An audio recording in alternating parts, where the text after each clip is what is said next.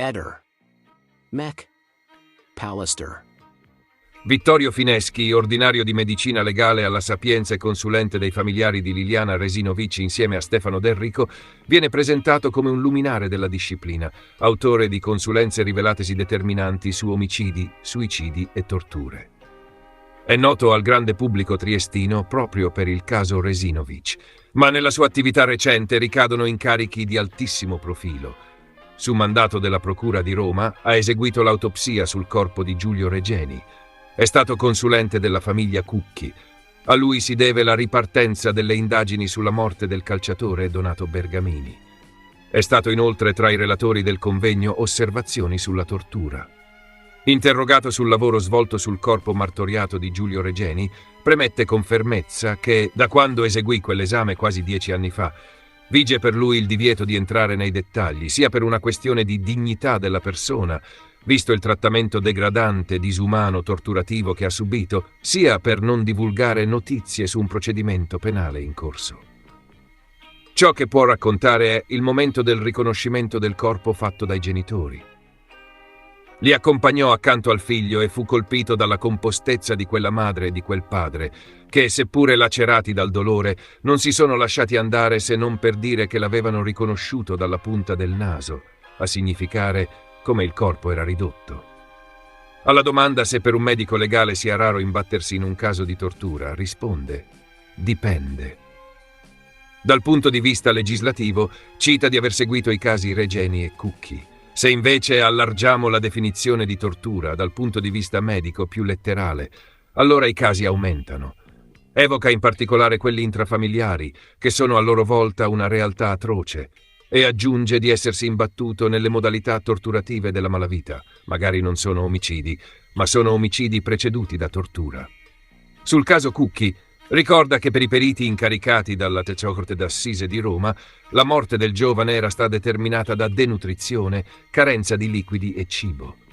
Dalla sua consulenza per i familiari arrivò però la svolta, con la lettura di quelle fratture.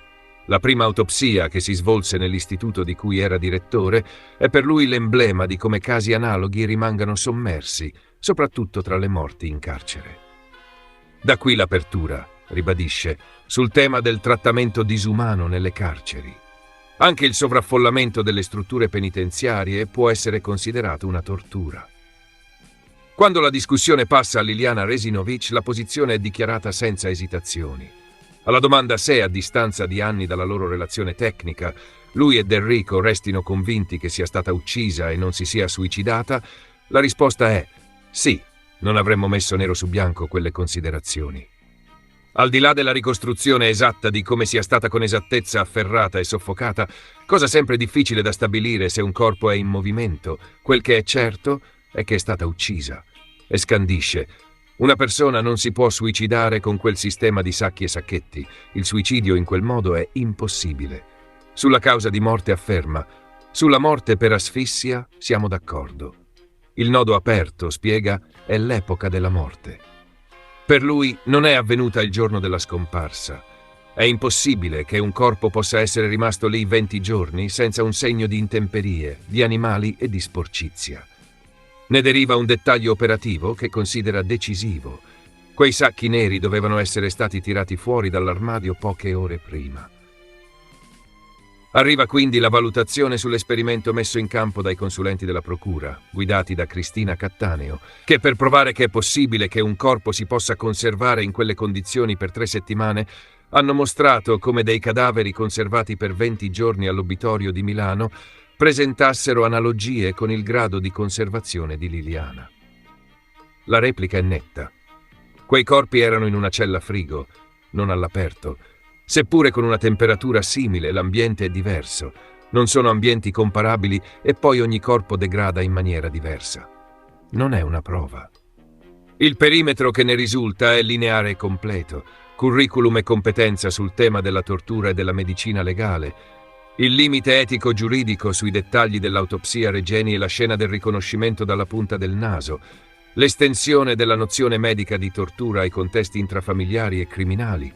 Nel caso Cucchi, la svolta ottenuta leggendo correttamente le fratture e l'affondo sul sovraffollamento carcerario come possibile tortura.